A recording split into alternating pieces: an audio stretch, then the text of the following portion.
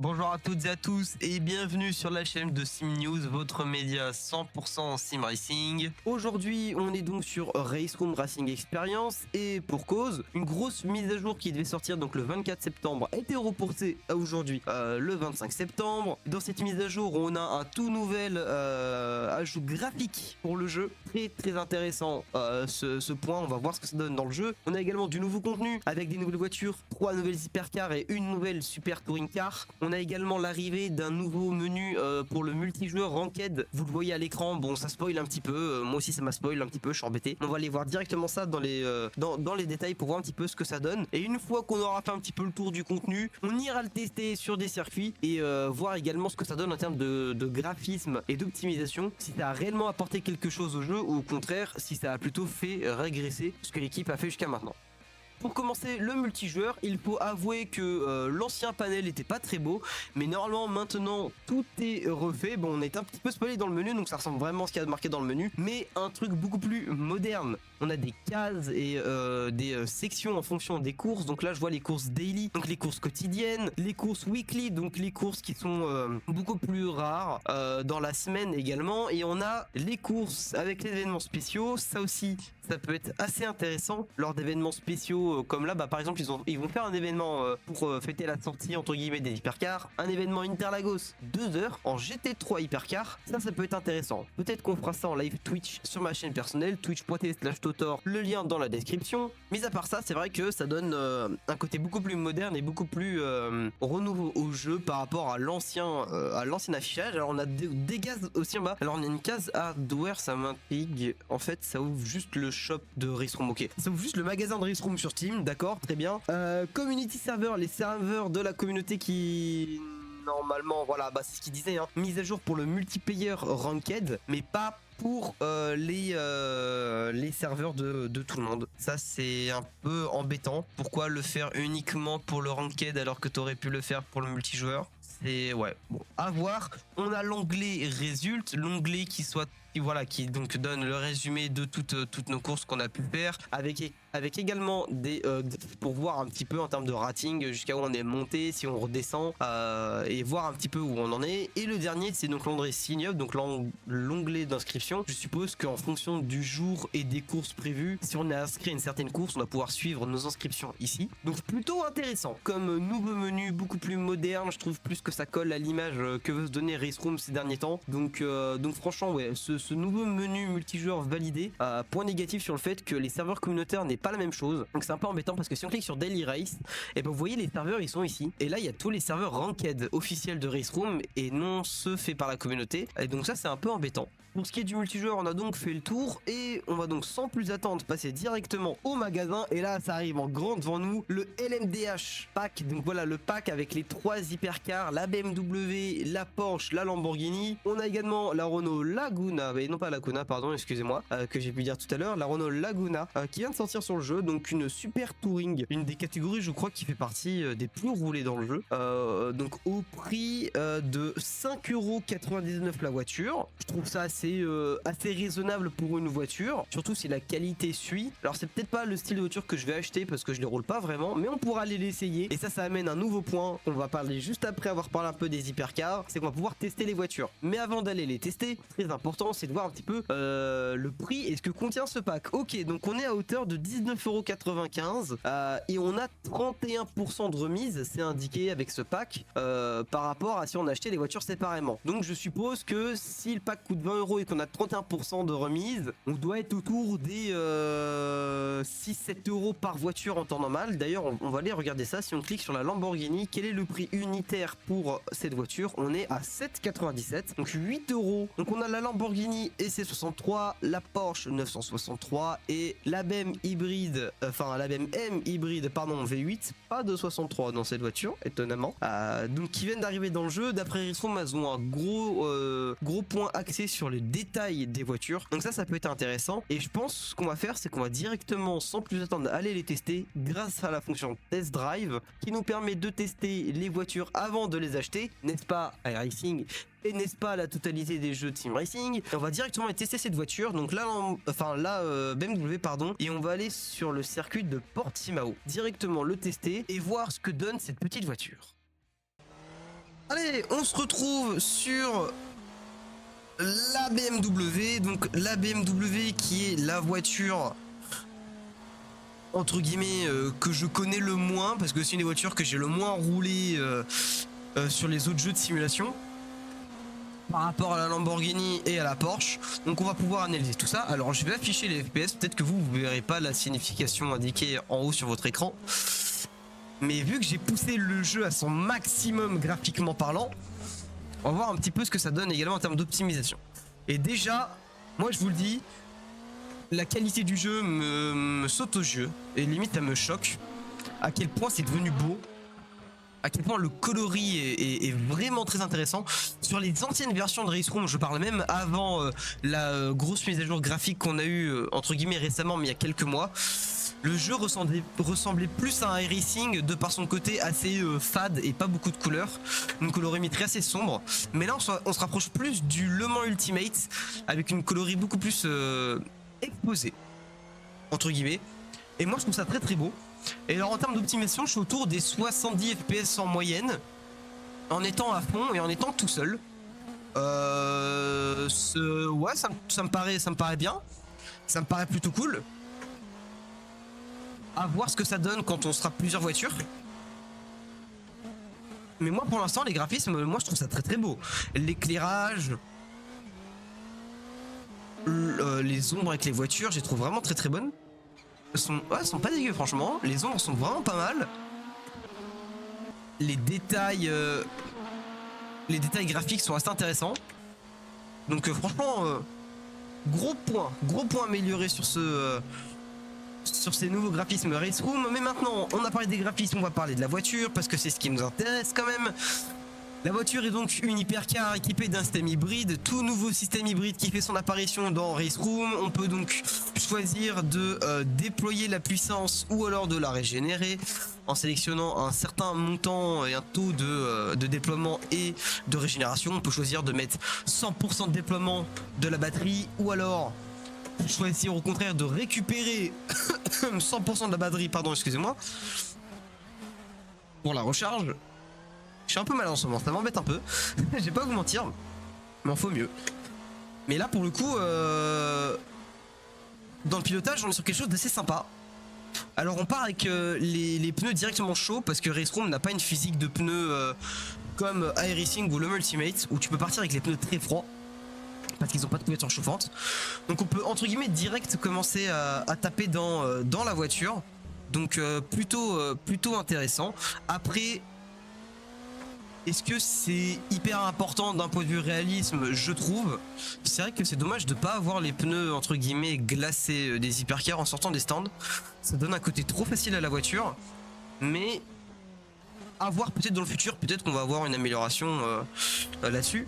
Pour ce qui est du bruit, alors en termes de bruit intérieur, je vais pas vous mentir, j'ai jamais été trop fan des hypercars parce que il y a ce bruit ambiant de la batterie qui est un peu dérangeant. Mais en termes de bruit extérieur, par contre, il faut avouer que c'est du bon.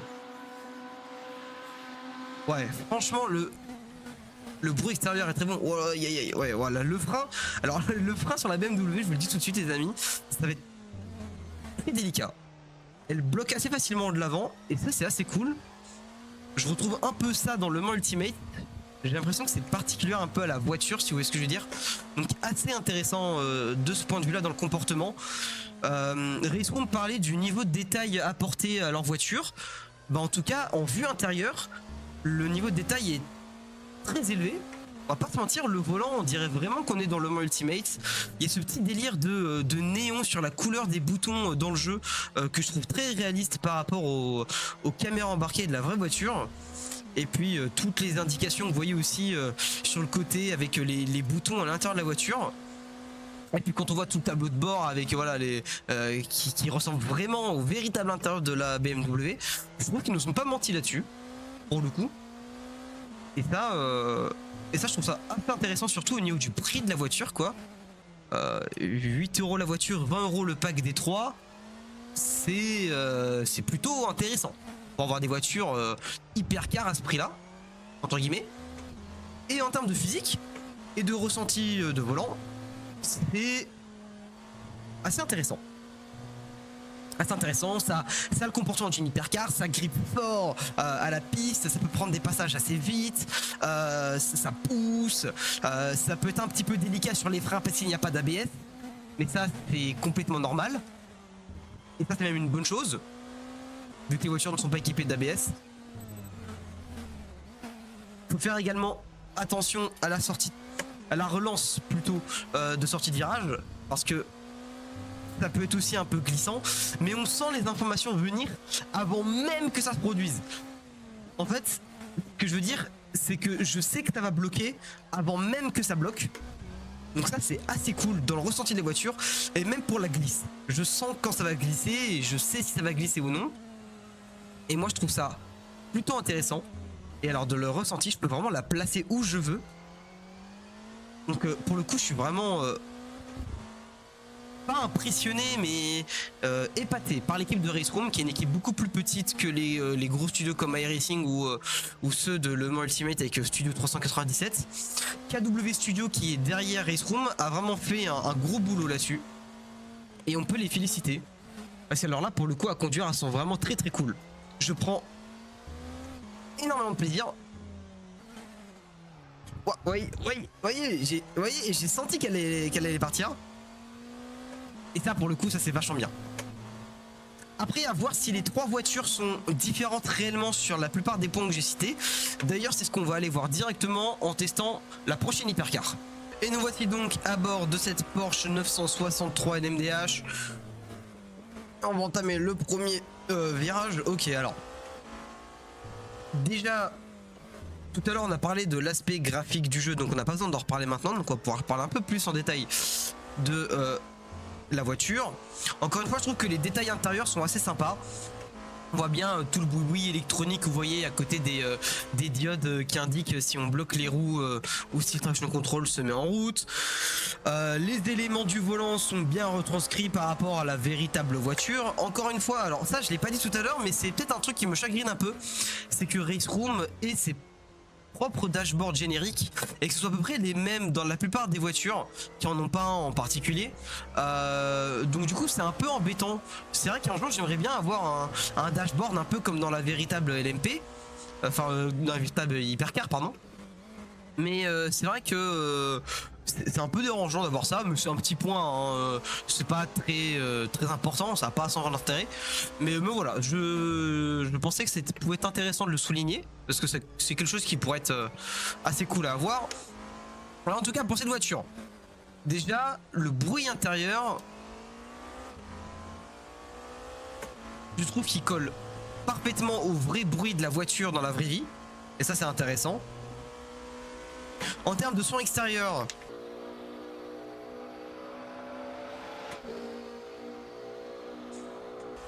en termes de son extérieur, je suis moins fan. Ça pète un peu moins que la BMW pour être honnête. C'est pas mieux. Et en termes de son intérieur, moi je suis jamais trop hyper intéressé à cause de cet aspect hybride qu'on entend en arrière-plan en fait. Donc franchement, là pareil aussi en termes de son intérieur, je vais dire que c'est quelque chose d'assez classique hein, pour une hypercar. D'assez correspondant à la réalité finalement, si on est complètement honnête. Et alors en termes de sensation de pilotage, je m'attendais à avoir quelque chose d'assez différent de la BMW et on retrouve quand même des choses assez similaires.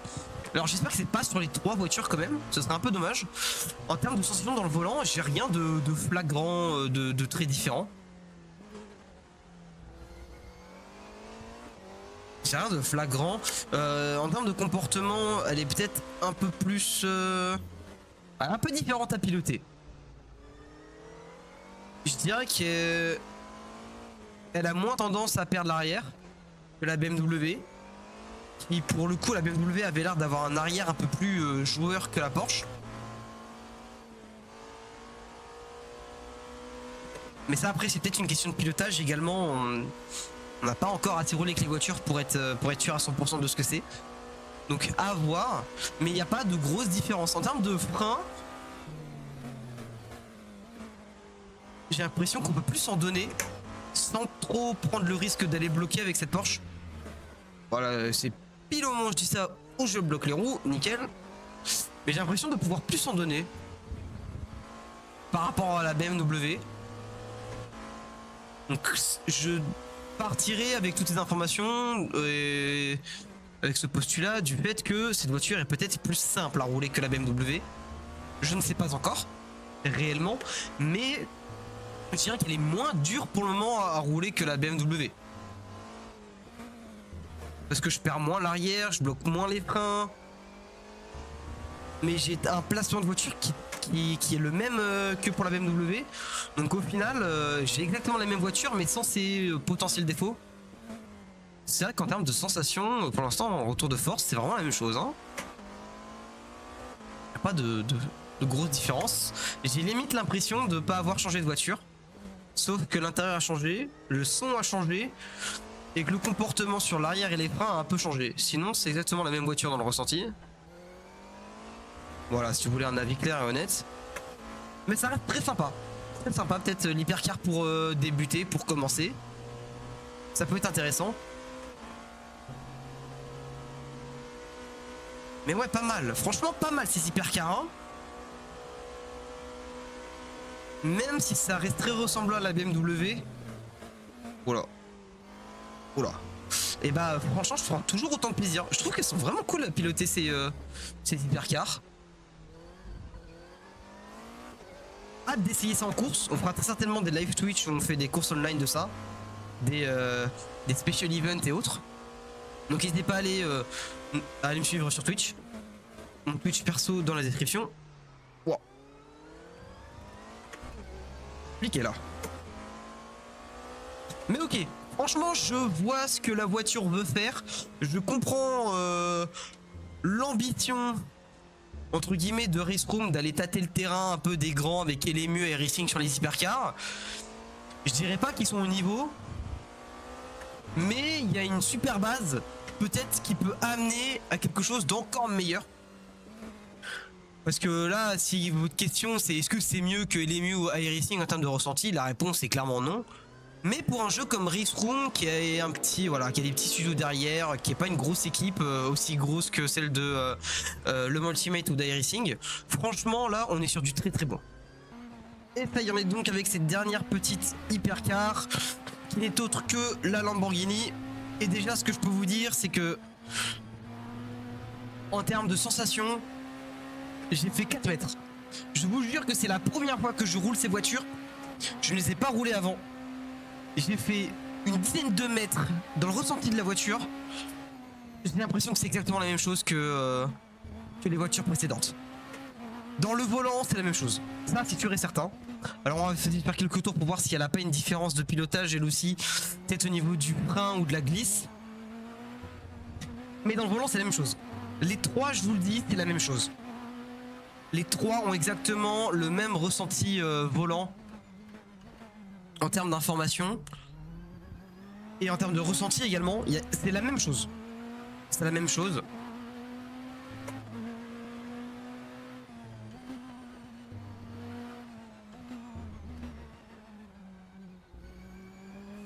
Ok, ok. Alors, il y a un truc que j'entends au son, mais après c'est peut-être moi, je suis fou, hein. Pas impossible ça d'ailleurs. Mais quand on passe un rapport, il y a un tu après.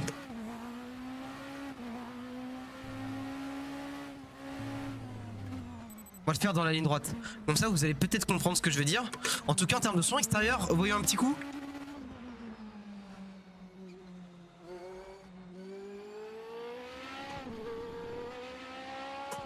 Wouah, si. Ah si, le son extérieur est vraiment bon. Ouah, rien à voir avec celui de la Porsche. Mais voilà, écoutez ce que ça va faire.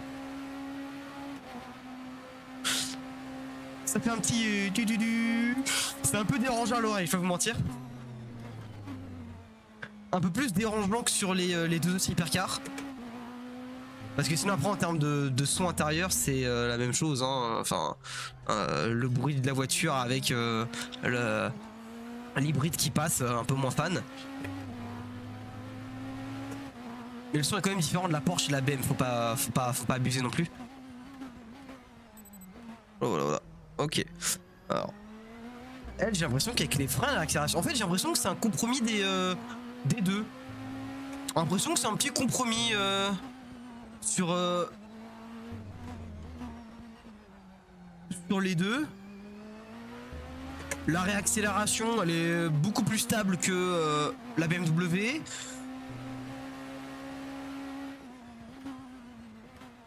Et l'avant, il est... Pour les freins, en tout cas, il faut faire attention. Mais c'est pas aussi facile qu'avec la Porsche et c'est pas aussi dur qu'avec la BM. C'est entre les deux.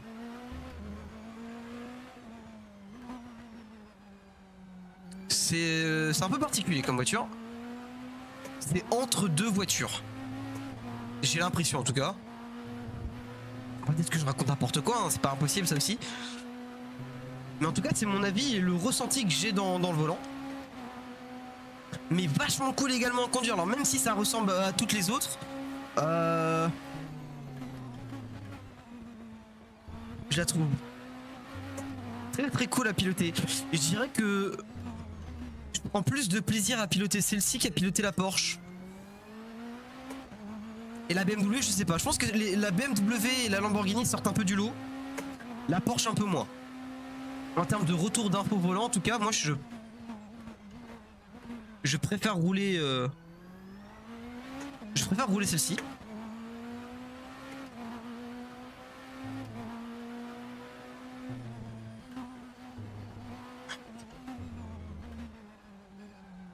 Il faut s'y faire un peu, c'est une voiture dans un nouveau jeu, mais. Ouais, franchement, celle-ci, là, je suis en train de devenir accro là. Je sais pas ce qui se passe, mais. Oh, je suis loin, je suis loin. Ouais, je suis en train de devenir accro. Faut pas que je roule trop, sinon je vais jamais lâcher. Je crois que je suis en train de tomber amoureux. Je kiffe plus que la BMW. Après, est-ce que c'est parce que j'ai vu que les trois se ressemblent beaucoup dans le pilotage? Est-ce que c'est pas parce que je suis maintenant habitué, pas habitué, que j'ai les bases des hypercars et que maintenant je peux pousser un peu plus? Est-ce que c'est pas à cause de ça aussi? Attention, nuance.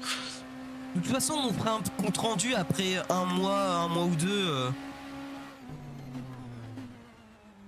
Réellement, pour se donner un avis, on peut pas se donner un avis simple en un jour. Oh, ici je suis arrivé comme un sagouin, j'ai freiné un peu trop fort. Faut faire attention, hein, comme je l'ai dit sur le frein quand même. Ouais, je suis en train de prendre un plaisir monstre. Je suis en train de prendre un plaisir monstre, les gars, je vais pas vous mentir.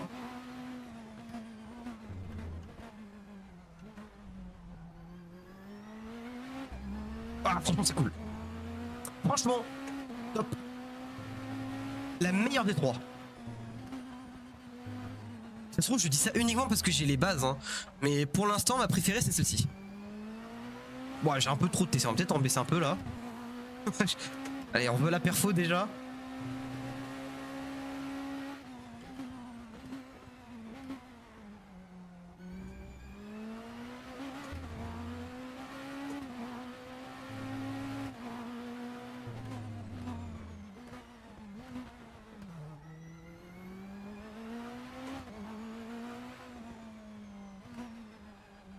Ah non, super cool, super top.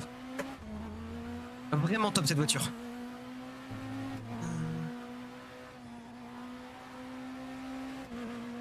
Oh, je suis en train de kiffer. Faut pas que je roule trop parce que sinon après la vidéo va durer 10 000 ans, mais... Quel plaisir ça, c'est... Sincèrement, c'est... Là je suis en train de prendre un plaisir monstre dans le volant de cette voiture. En volant de cette voiture. Ah là je suis en plein kiff total. Là franchement je suis en plein kiff total, c'est vraiment ma préférée des trois. Pourquoi je ne sais pas. Parce que je pense que c'est ma préférée en fait, simplement parce que j'ai les bases des hypercars, parce qu'elles se ressemblent toutes les trois. Et que maintenant juste je kiffe maintenant. Je pense que c'est tout bête mais c'est comme ça hein.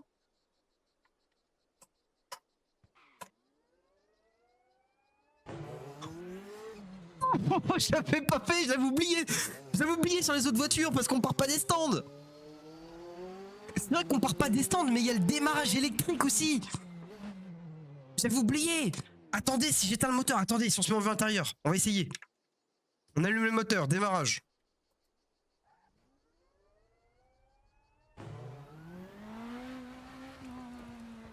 Ok. Ok, il y a un truc. Vas-y, on se fait une petite dernière fois en vue extérieure.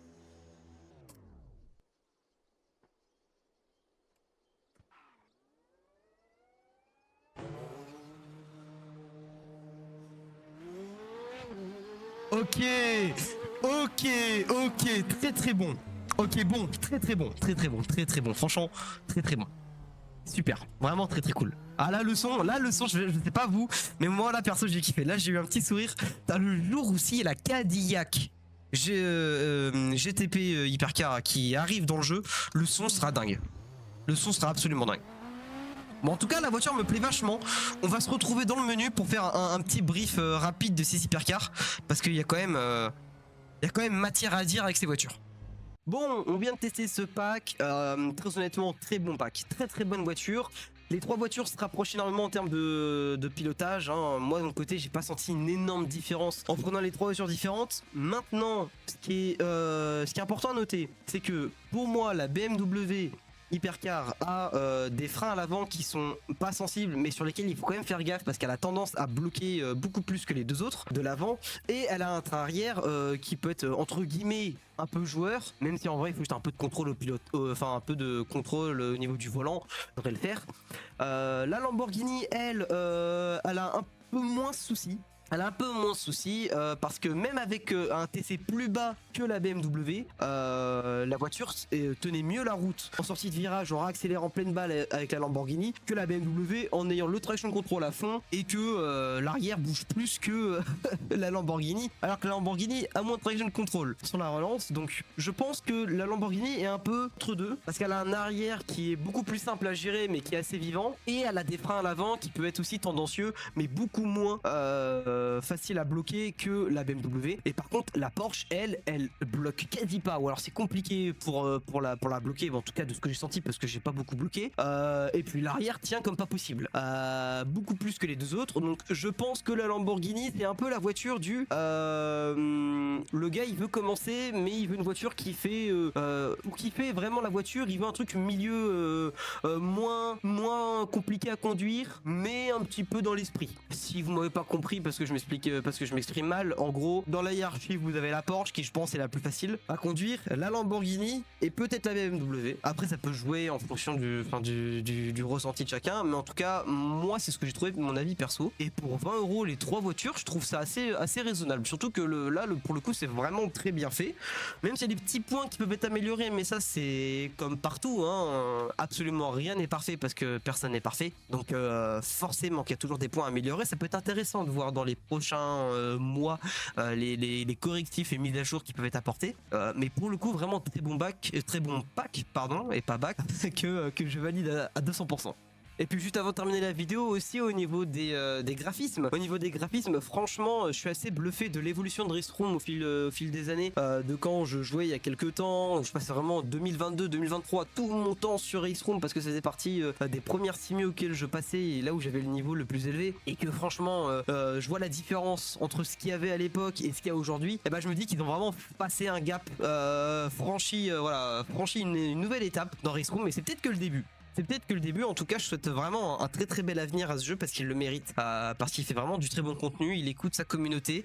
D'ailleurs en parlant de communauté, petit point info que je viens de penser, j'en ai pas vraiment parlé, mais si jamais vous utilisez des applications externes comme SimHub ou alors des dashs proposés par la communauté, je crois qu'il y a ReHub ou OtherHub qui est très connu pour afficher des informations directement via le jeu et une application externe. Sachez que tant que les développeurs de ces applications, de ces programmes n'ont pas sorti une nouvelle version correspondant à la toute nouvelle API de Race Room, bon là je pars dans des délires un peu complexes, hein, mais grosso modo tant que les développeurs n'ont pas mis à jour leur logiciel pour que ça tourne sur la nouvelle version de Race Room, vous ne pourrez pas les utiliser. Donc vous n'aurez pas accès au dash avec SimHub, vous n'aurez pas accès au dash externe créé par la communauté, et vous n'aurez qu'à utiliser ce qu'il y a directement dans l'affichage de base du jeu, jusqu'à ce que les développeurs de ces applications puissent sortir des nouvelles versions compatibles avec les toutes dernières versions disponibles de Race Room.